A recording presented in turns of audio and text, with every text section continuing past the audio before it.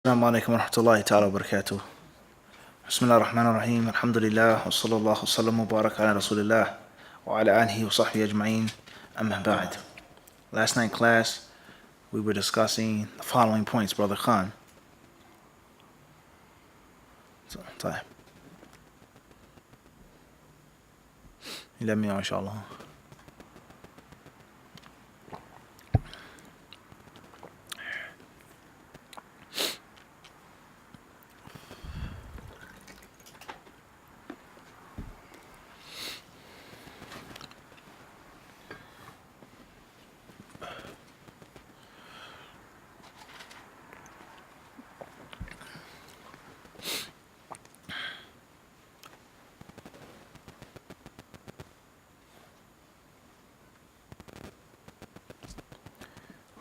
السلام عليكم ورحمة الله تعالى وبركاته. بسم الله الرحمن الرحيم. الحمد لله وصلى الله وسلم وبارك على رسول الله وعلى آله وصحبه أجمعين. أما بعد. جميل. ماذا ذكرنا في الدرس الماضي؟ Allah bless you, Sheikh. The camera, huh? We see we switched. That was from Allah. تفضل. But it may come back.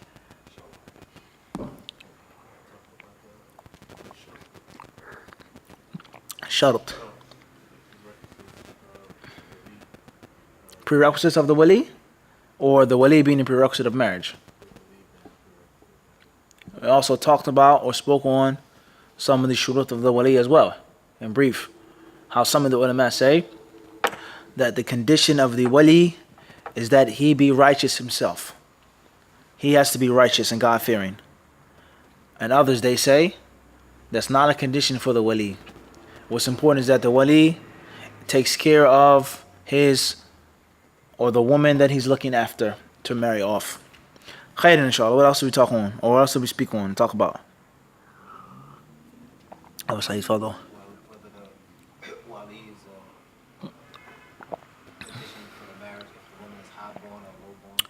The difference of the ulama regarding the wali being a condition of a valid marriage, a valid marital contract in Islam. Is it something that's mandatory and that's it? Is it something that is a shart? Or is it something that isn't a shart at all? It isn't a prerequisite. A woman can marry herself off to whoever she pleases. Or does she need the explicit consent of her wali? And if she marries herself off to someone who isn't compatible, those ulama who hold that view say that the men, those who are her awliya, they have the right of nullifying and making the marriage void. Khayr, inshallah. We mentioned the khilaf of the ulama with regards to the wali being a condition of the marriage or not. Some say yes, absolutely. Some say no, absolutely. And others give detail. Highborn, lowborn, virgin, non-virgin, etc. Khayr, inshallah. What else did we mention?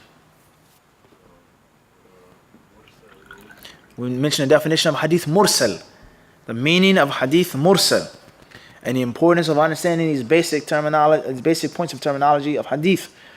Mursal hadith, the conditions of sahih hadith, what makes a hadith to be da'if.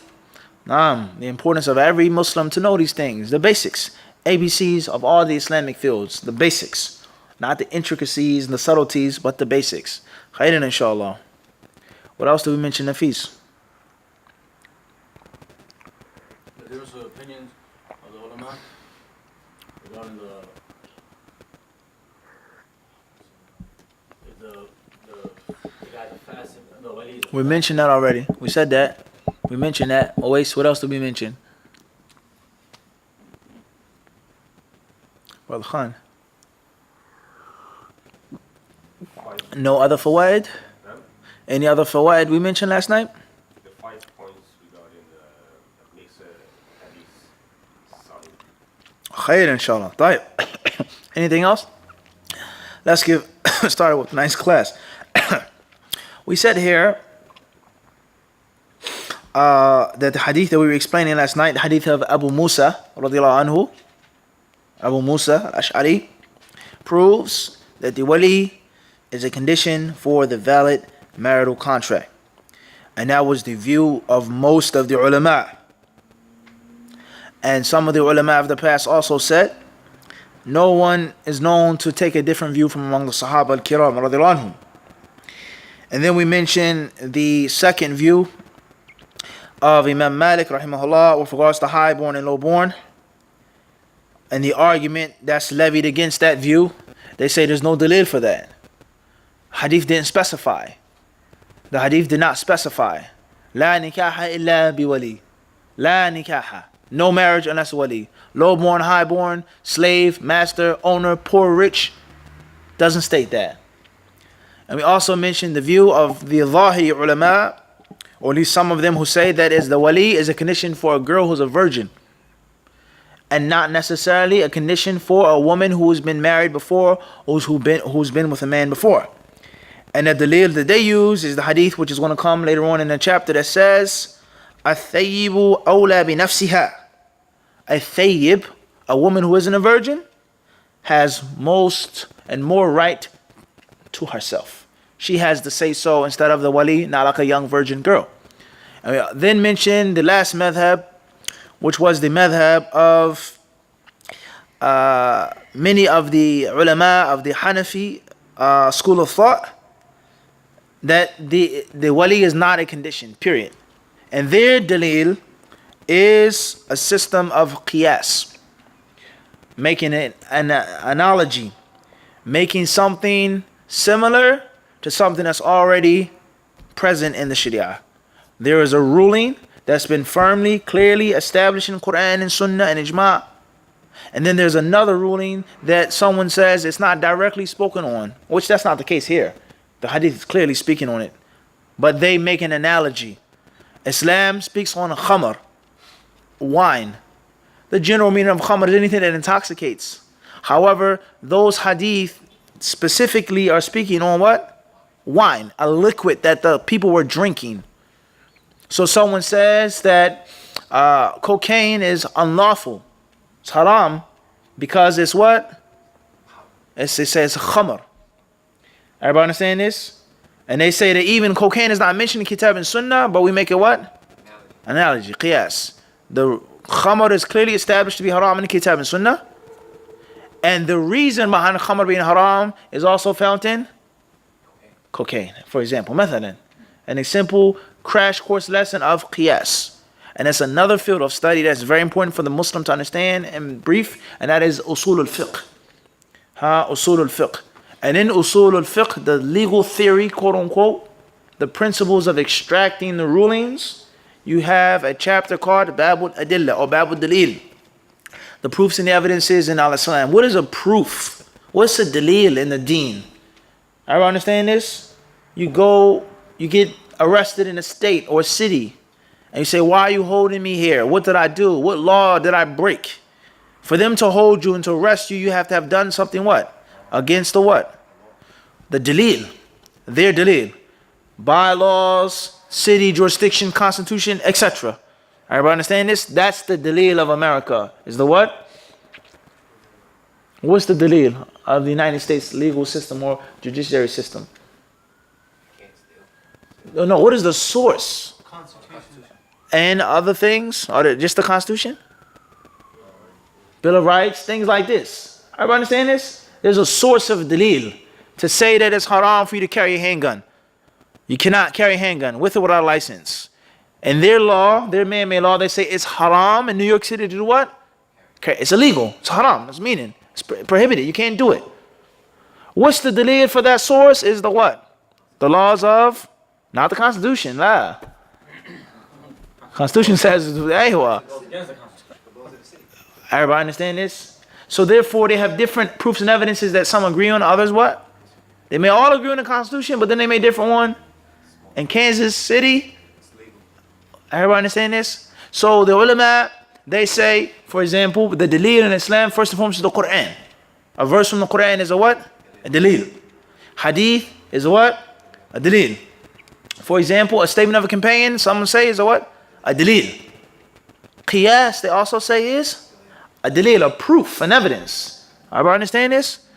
The previous rulings of the prophets and the messengers that the Prophet ﷺ told us about, they say that's what? That. So there's some dalil that they agree on and others that they what? Have a clue in this? Just like the example that we made with regards to America, United States. So therefore, this is their dalil. They use qiyas. They're using their minds here. They say that a woman can buy and sell, so why can't she marry herself? If she's grown, she's old enough, she's wise enough to make these decisions, why can't she pick the man she wants to marry and choose so on and so forth? Someone says, well, it seems to make sense. It's qiyas, so on and so forth, but it's clearly clashing directly with what? Specific text from the hadith of the Prophet ﷺ. How about clear on this? Khairan, inshallah subhanahu wa ta'ala.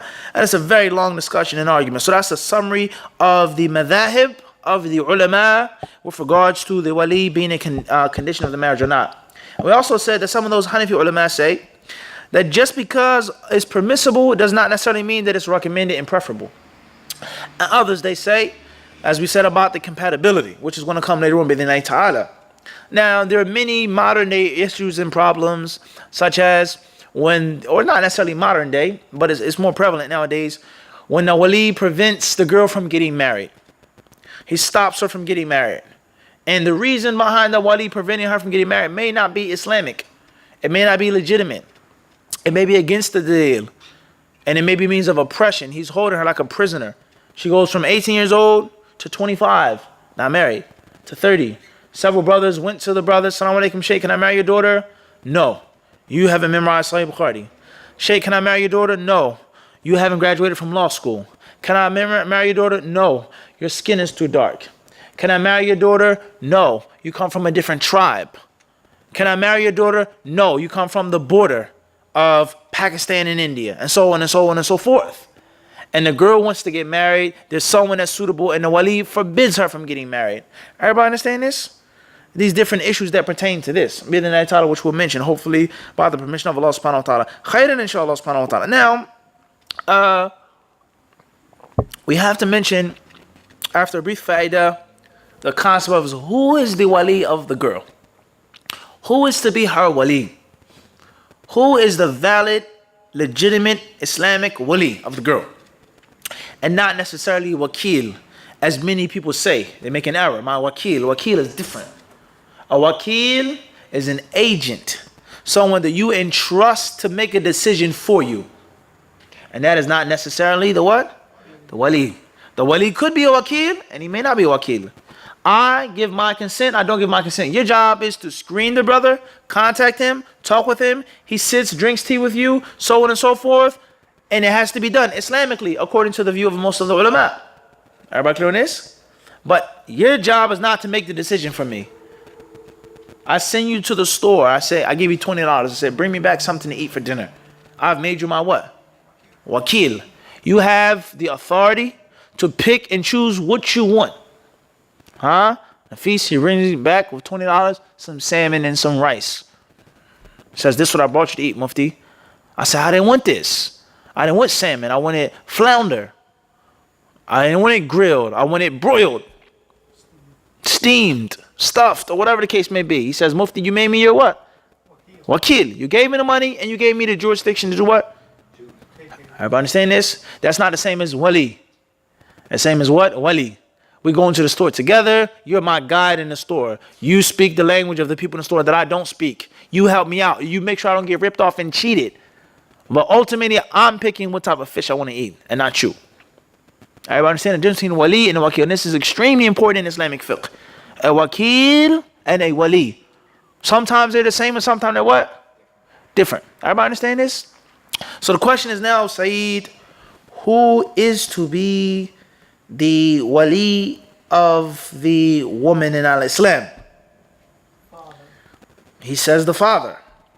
We say, just as the ulama differ over the wali being a condition or not, and also before we move any further, there lies no doubt that it's most safe to have the wali. That's the safest view. And that's what the general 9 to 5 Muslims should stick to. That's the what? The safest view. The marriage should not be done unless there is a what? A wali. Period. Someone who studies and researches and finds, and they believe with their heart sincerely that it isn't a condition, they follow their ijtihad, the talib al-ilm. But the layman, non-five Muslim, should avoid this khilaf and do that which is clear, simple, and safe. And as we said, it's also the view of what? Most of the ulama. These are different layers of padding. Different layers of padding for the what? For the layman. And when people complain about fiqh being difficult, fiqh being confusing, there's so many views, it's khilaf on every single issue. Abu Hanifa, Shafi, Ahmed, Bin Baz, Uthaymeen, Saza. The reason behind this is, first and foremost, is not studying properly. Secondly, there's fanaticism and bigotry. People throwing the opinion down your throat, forcing you to take the view. And thirdly, not making a difference between the talib al-ilm and the ami. The alim and the talib al-ilm. There's a difference. The layman should stay with that which is safe and easy and clear. Everybody understand this? If there's an issue of khilaf, and he gets a fatwa from a respected source, a trustworthy source, and it's going against the majority of the ulama, that's fine. Because he asked, Ahlul Dhikr was his job, as Allah says in the Quran. But for him to decipher himself and to take the view of a small group of the ulama is not necessarily what? Safe at all. So you have the car, you have the airbag, front airbag, side airbag, you have the seatbelt, you have all of these different what? Safety measures to prevent you from getting seriously hurt in a car accident. And that's the concept of the soul. Everybody clear on this? First and foremost, before we get into the number, who, what ulama, is the what? Ahwat, that which is most safe. It's best to have a wali, even if it's not a condition, instead of not having one. And some ulama say that the marriage is what? Invalid. You're not permissible to be with each other. Your children, inheritance, uncovering, mother-in-law, father-in-law. These are loads of rulings that come into place after there's what? Marriage. And those rulings are going to be what? Thrown down the drain if the marriage is what? Invalid. That's a problem. I have 5 kids and the marriage wasn't valid. It's a problem. So therefore, you can't lose by doing that which is what? Most safe. That's the first padding. The second level is the majority.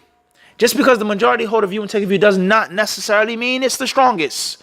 But in most cases, intellectually, theoretically, a mistake is further from 9 than it is from 1. In most cases. We can agree on this? As people with brains.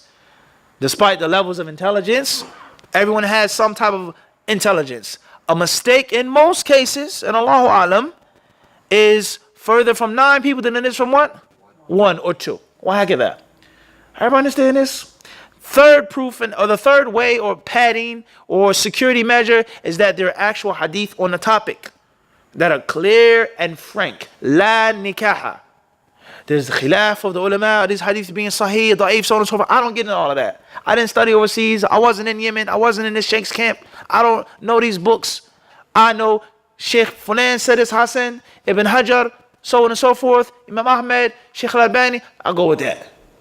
And stay simple. And even if the hadith were da'if and were weak and there were problems, at least the argument is supported by what? Hadiths. And these people are using different intellectual views, not all of them, because the Zahiri ulama, they use hadith with regards to a girl who's a virgin and a girl who isn't a virgin. That's a problem with regards to the hadith. But intellectually, once again, just like the Hanafi view, it makes sense to an extent. To a what? To an extent. I'm not saying that's the strongest view, or it's my view, but to an extent. She's not a virgin. She has had some experience in life. It's going to be a bit difficult or maybe easier for her to get married. There are some cultures, unfortunately, when a girl is married and she's divorced or she's widowed, there's some cultures to this day in which the father or the family, they say you'll never ever get married again. And it is impossible for another man to see you undressed and to see you naked. That's a shame upon me, my family, and our tribe. No second man can ever see you naked after one man has saw you already. People who say this, and we've seen this with our own eyes. There are other family members, tribes, cultures, races, backgrounds who say the exact opposite. And this is a true story, and Allah is my witness. The brother told us, he says, once a girl in our culture, once she's married and divorced, her parents don't even care who she gets married the second time. They make it so difficult the first time. Who is the brother? They grill him, they screen him, they test him. Who is he? Who is he? Who is he? Pay the money, da da da da. She's divorced. He says the girl can just come and say, Assalamu alaikum, Abi Ummi, oh, I got married. Say, oh, alhamdulillah, send him my salams. It's of no importance now. You're not a virgin. You're married to another man. Okay, may Allah be with you. Just like that. And there are other cultures in which they say you getting married a second time is no less important than the first time. Rather, it may be more important not to make a mistake again and not to have a revolving door.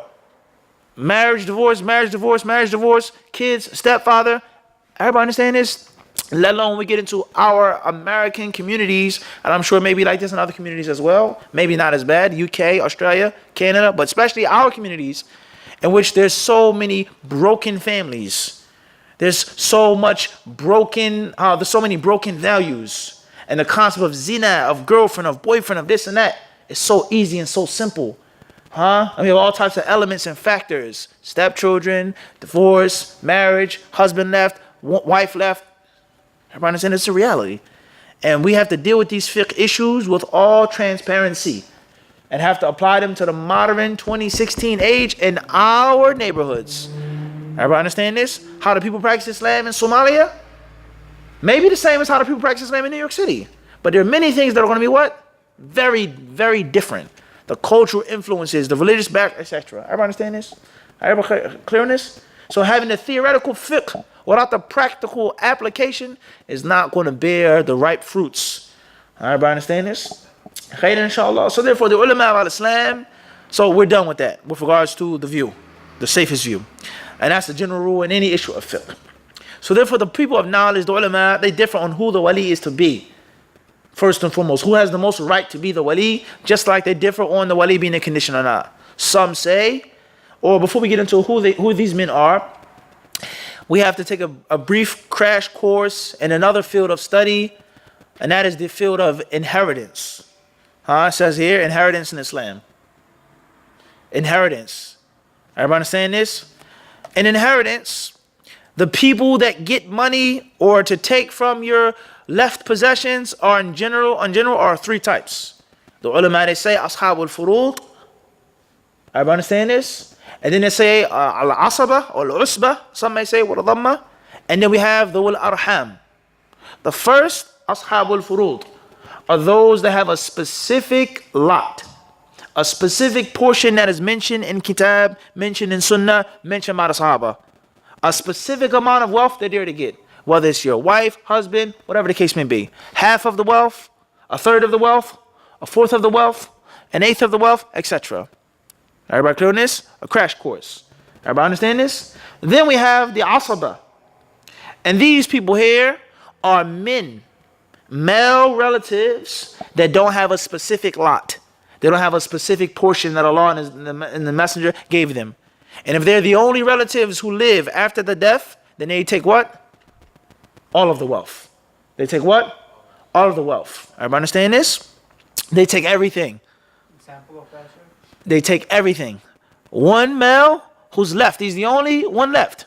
He doesn't have a portion that's mentioned in the Quran. He's not from the people that have a half, a sixth, and everybody understand this? He takes all of it. Or if the other people take their lot, their share, he'll get the rest. And these are men. And then we have the wal arham, relatives that aren't from the first two categories. Everybody understand this? This is brief, very brief. Okay, we're not in the chapter of inheritance, but it's very important to understand this when we talk about the wali.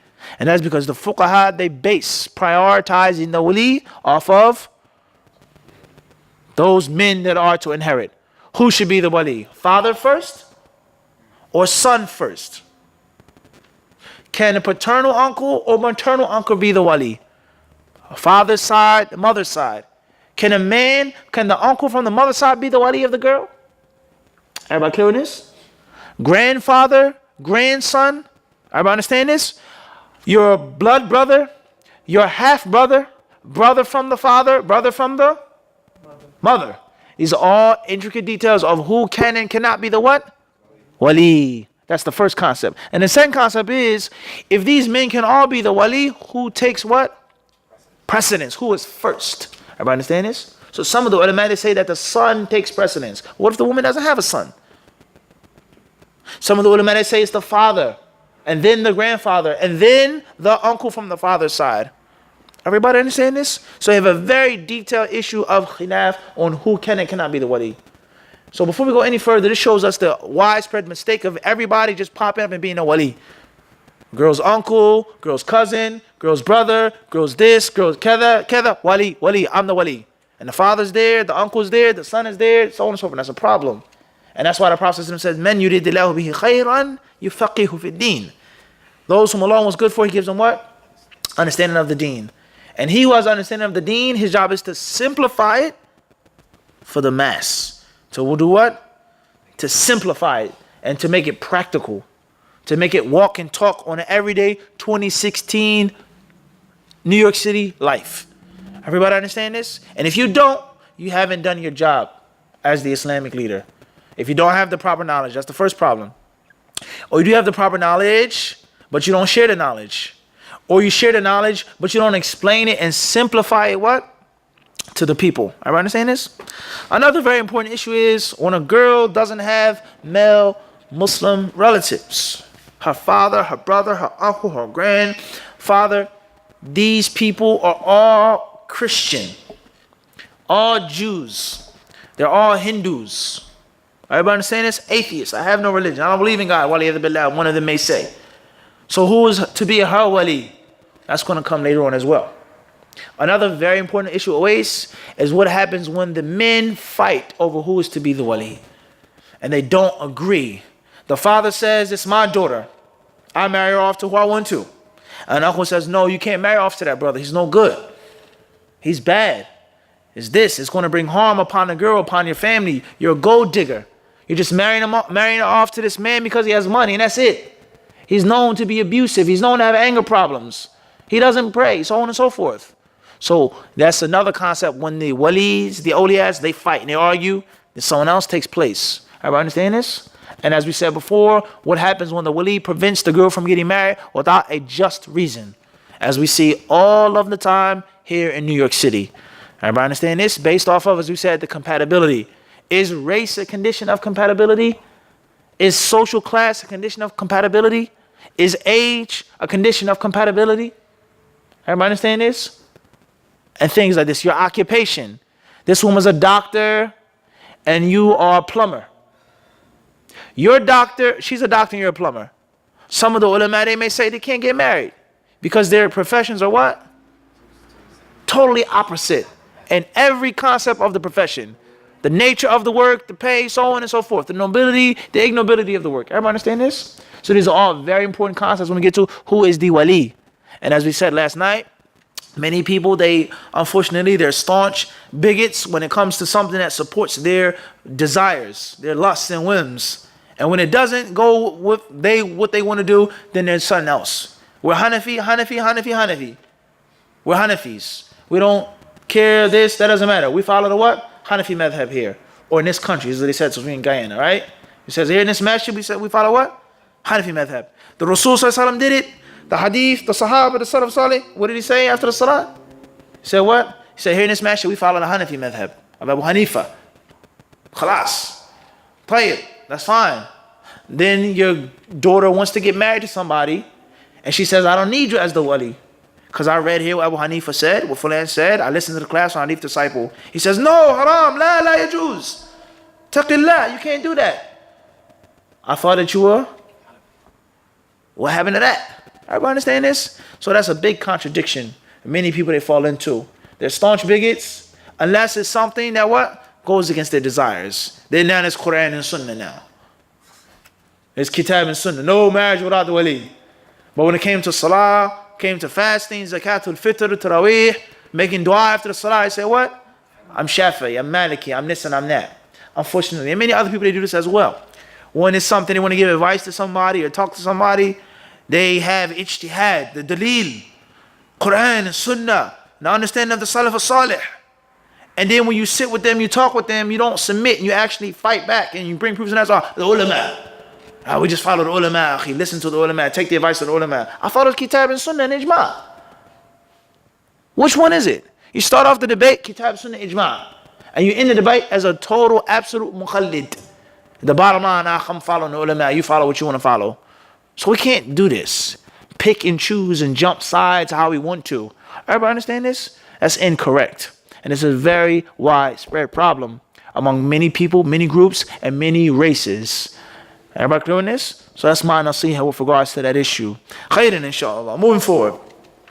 It says here as a fa'idah, قال الحافظ في الفتح وذهب أبو حنيفة إلى أنه لا يشترط الولي أصلا ويجوز أن تزوج نفسها ولو بغير إذن وليها إذا تزوجت كفءا واحتج بالقياس على البيع فإنها تستقل به وحمل الأحاديث الواردة في اشتراط الولي على الصغيرة وخاص بهذا القياس عمومها وعمل سائغ في الأصول وجواز تخصيص العموم إلى آخره رحمه الله. Another proof of Abu Hanifa رحمه الله, or another concept, he said that this hadith is pertaining to a young girl and not a girl that's old. A young girl that can't make the proper decision, who's immature, she's not mentally ripe to make the proper decision on who she can and cannot marry. As far as a girl who is mature, who is old enough, just like she can buy and sell and give her money, she can also. Everybody understand this? Khairan, inshallah. Moving forward.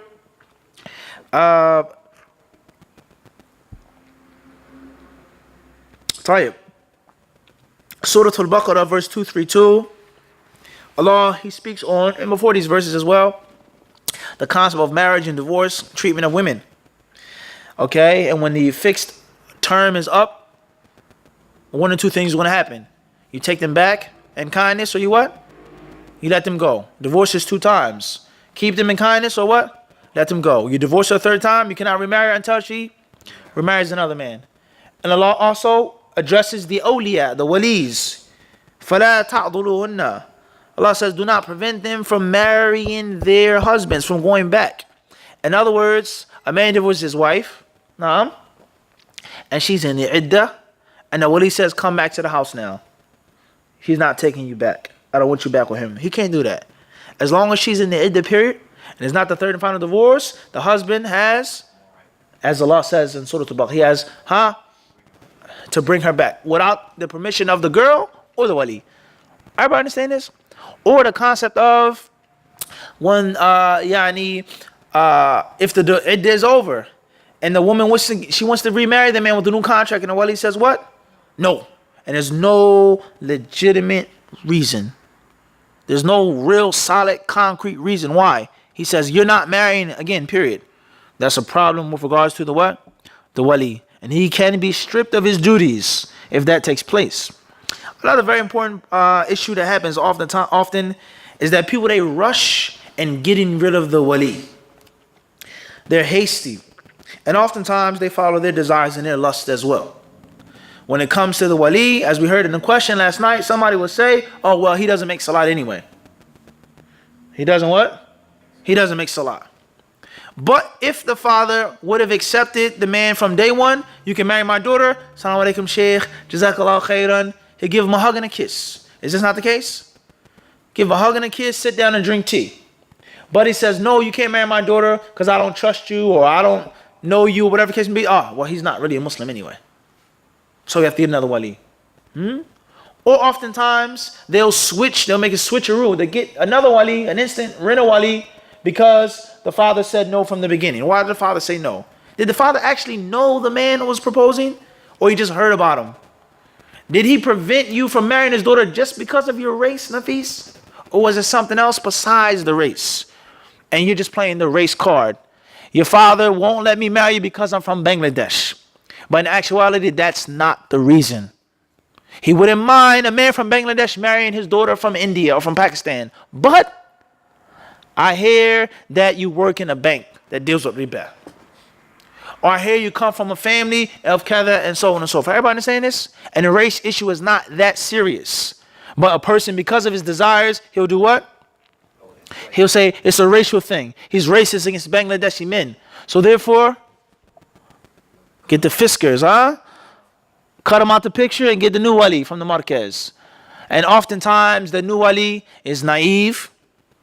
He's misinformed many times, not all the time, many times he's totally miseducated, lacks the proper knowledge and qualifications. He doesn't make a thorough investigation. He doesn't try to contact the father, so on and so forth. He just hears the girl crying and sobbing in the office of the masjid. Okay, come on, I'll marry you guys. Then the next thing you know, he gets a phone call. Or the husband comes to the masjid. You married off my daughter? Well, did you know this, Brother Nafis? Did you know this about him? Did you know Keva and Keva and Keva and Keva and Keva? Oh, I didn't know. SubhanAllah. Your job as an imam is to know. And if you don't know, then don't act. Everybody understand this? Your job from one point of view is like a qadi, as if you're a judge. You're not a judge, but as if you're a judge. As if you're a judge. And from the etiquettes of the judge is not to be naive, not to be gullible. Everybody understand this? Say green like your shirt. See, don't be a greenhorn. Don't be someone who just falls for the okie doke, as they say. A brother with a beard and a thobe. A girl, she comes crying, my wali, my father, he won't marry me. Subhanallah, he's racist, so on and so forth. I've tried. And she could be lying. She could be exaggerating. She could be leaving out a very important part, that they slept together. And the father doesn't want him to be, etc. Everyone understand this? Ibn al-Qayyim rahimahullah mentioned, he says that the qadi is not to think positive of the people. He's to think bad and negative of the people. He's not to just be a fool and all give you the benefit of the doubt. No, there's no benefit of the doubt. You're a good brother, you're righteous, but there's a possibility that you're what? Lying. It's a possibility that you're exaggerating. It's a possibility that you're keeping important, vital information. Everybody understand this? This is crucial for the imam. Not to just fall for anybody that comes into his office knocking and crying with a sob story. And we've seen it happen what? So many times. Wallahi, once in Philadelphia, Pennsylvania, I won't mention the masjid. I won't mention the brother who did it. He split up a woman from her husband from one conversation, less than 10 minutes. Oh yeah, well, yeah, khalas, you're divorced. The brother came to the masjid, like, what? Bleep, bleep, bleep, bleep, bleep. What is going on? My wife said she's no longer my wife. Oh, well, I didn't know. And yani, there's no yani. We start talking about someone's life. Everybody understand this? So it's very dangerous and very important. And it shows the severe and tremendous responsibility of being an imam in the United States. And that's why it's so much reward in it. The greater the struggle, the greater the danger. What? Everybody understand this? Khair inshallah. That's enough of that. Moving forward. The next hadith we mentioned was the hadith of Aisha radiallahu ta'ala anha, in which she said that the Messenger of Allah alayhi salatu said, أيما امرأة نكحت بغير إذن وليها فنكاحها باطل فإن دخل بها فلها المهر بما استحل من فرجها فإن اشتجروا فالسلطان ولي من لا ولي له. Al-Hafidh bin Hajar, he says, narrated Aisha radiallahu anha, the Messenger of Allah said, any woman who gets married without the permission of her wali, her nikah is void. If he slept with her, if he had intercourse with her, then she deserves the mahar because he slept with her. And if they fight and if they differ, the awliya, then the sultan, the leader, is the wali for he or she who has what? No wali. This hadith proves what the other hadith proved. The hadith of Abu Musa, which is what? The condition of the what? Of the wali. That the wali is a what? A shart. As-Sanani rahimahullah, he says, وفيه دليل على أنه إذا اختل ركن من أركان النكاح فهو باطل مع العلم والجهل وأن النكاح يسمى باطلا وصحيحا ولا واسطة وقد أثبت الواسطة الهدوية وجعلوها العقد الفاسد قالوا هو ما خالف مذهب الزوجين أو أحدهما جاهلين ولم تكن المخالفة في أمر مجمع عليه وترتب عليه أحكام مبنية في الفروع. He says this hadith proves that whenever one of the conditions, one of the prerequisites of marriage, whenever they are not fulfilled, then the marriage is batil, regardless whether you know about it or not. Everybody understand this? If I knew or I didn't know that it was a condition that the marriage is what? Batil. Period. He then says, rahimahullah ta'ala, the next fa'idah from this hadith is that nikah is one of two things, sahih and batil. Valid or invalid. And there's no third category. There's no what?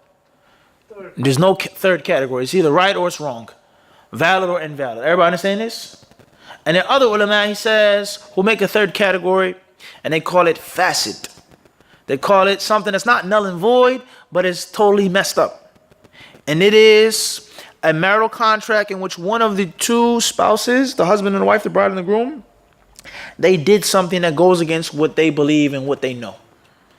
In other words, for example, the bride or the man, the brother, was from a country or background of the Shafi'i school of thought. The Shafi'i school of thought holds the view that the wali is what? a shart. We said all of the ulama except for, we said what? Malik, Abu Hanafi, and the Zahiri school. Those included in the Jumhur, Hanbali madhab, Shafi'i madhab, Fulan and Fulan. Everybody understand this? So this is his background. He believes that it's what? That the wali is what? Mandatory, a prerequisite. And he married a girl that was from a Hanafi background, for example. And she was taught and believes that it's what? It's not prerequisite. So he did something going against his what? His own belief, his own madhab. So they say that the marriage is now also false. But it's not as bad as the what? The first type, the batil. Totally invalid. Everybody understand this? Khairan inshallah. In other words, they took the view of an alim that went against what they were taught and they were raised upon. Everybody clear on this? Khairan inshallah. Even if it's in brief, just get a little summary of it. You got to read more. You got to study more. In 45 minutes, hour, I can't give you what? Every single thing. And we've given too much already. Khairan inshallah, moving forward. He says here, the part of the hadith that says, فَإِنِ اشْتَجَرُوا عائد إلى الأولياء الدال عليهم ذكر الولي والسياق والمراد بالاشتجار منع الأولياء من العقد عليها وهذا هو العضل وبه تنتقل الولاية إلى السلطان إن عضل الأقرب وقيل بل تنتقل إلى الأبعد وانتقالها إلى السلطان مبني على منع الأقرب الأبعد وهو محتمل ودل على أن السلطان ولي من لا ولي لها لعدمه أو لمنعه ومثلهما غيبة الولي ويؤيد حديث الباب إلى آخره. He then says, when the Prophet ﷺ says, and if they fight, if they differ, if they dispute, then the wali is the sultan. He says this is what Allah speaks about in Surah Al-Baqarah, called adl. When a wali prevents the girl from what? Getting married. Whether it's from the iddah or not. No. And he does not prove a valid what? Reason. So what takes place? He says the following things. Number one. Some say is that he loses his waliship and it goes to the sultan. And others, they say, if the father or whoever is the initial wali, he loses it and it goes to the next in line. The what? The next in line. Hypothetically speaking, the father was the wali. And he prevents her from getting married without a valid reason. They say the next in line will be, for example, grandfather, mathalan. The grandfather. Instead of going outside of the family, but it stays in the family. In succession. 1, 2, 3. If one prevents, then it goes to 2. If 2, well, heck of that. Everybody understand this? And others, they say it immediately goes from 1, 2 to the sultan, the qadi. Everybody understand this? Now, the question is, in America, is there a thing called a sultan? Bel, rather, we say, being honest and frank, overseas in the lands of the Muslims, is there a thing called a sultan? No. Everybody understand this? Someone may be king, president, prime minister, so on and so forth, parliament, but is there a sultan? And if a person is a king or president, is that the meaning of the sultan? Everybody understand this? What's meant by that? The actual leader himself or those whom he appoints? Everybody understand this? He delegates to take care of these issues. Obviously in America, it's something that we just what? Don't have. And the closest thing, I'm not saying it is, but I said the closest thing to an Islamic country or an Islamic state, the closest thing to some type of Sharia system is the masjid or the center. It's the closest thing.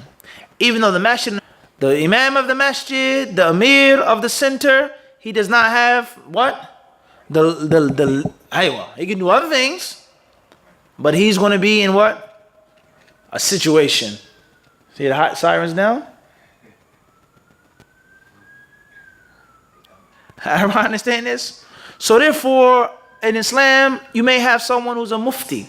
He gives a fatwa. He tells the people halal, haram. Yajuz, la yajuz. Permissible, impermissible. But he doesn't have legal force behind him. And then you have someone who's a qadi, a hakim, who says this is haram according to what I believe and feel, regardless of your madhab. And then we're also going to enforce it. Everybody understand this? Such as criminal law or anything like this. With regards to giving your ex-wife the necessary amount of money for the children for rent, he makes the decision that you have to pay her $1,000 a month and you have to give her such and such percentage of your weekly check. Mathalan, for example.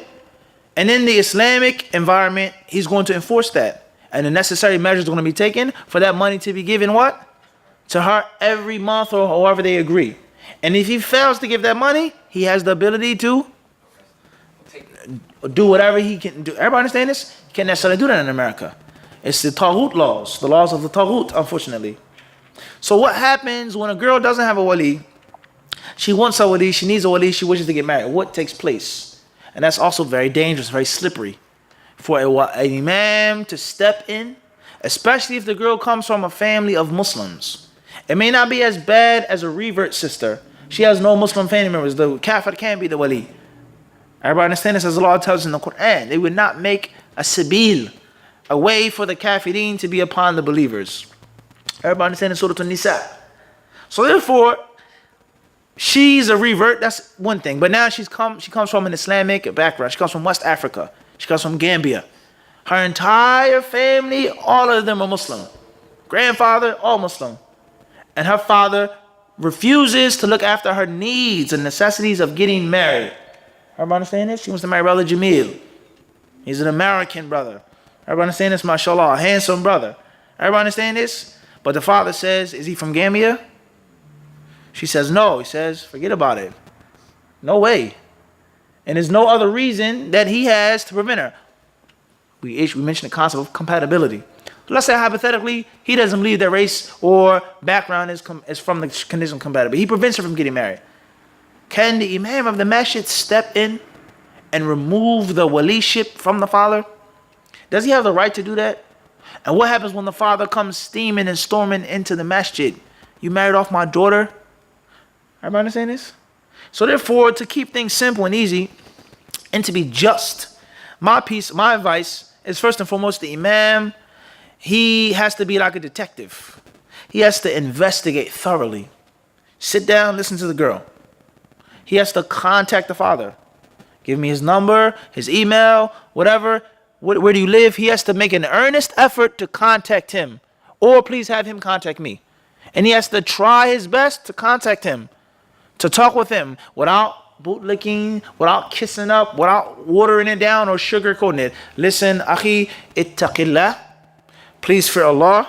I'm not entering into your personal family business. However, your daughter came into my office today and she told me A, B, C, and D. If that's true, then I advise you to do what? To fear Allah. If that's true, I advise you to do what? To fear Allah. You cannot prevent it from such and such. It's haram to such and such. Islam, there shouldn't be no racism, prejudice, so on, etc. And then make it clear to him. Everybody understand this? Or at least tell the girl to do that. To speak to her father, if she has the ability to do that. Or to talk to someone that the father will respect and listen to. An uncle that may be a bit more wise. Everybody understand? Everybody paying attention or not? It's very important. An uncle that may be what? He's a bit more wise. Or he's more knowledgeable. Or the uncle is closer to the sunnah than the father is. He's more religious, whatever the case may be. Talk to the uncle, perhaps he'll listen to the uncle. Everybody understand this? As far as just cutting him out the picture, removing him, taking the girl's waliship, marrying her off to somebody, it's going to make problems.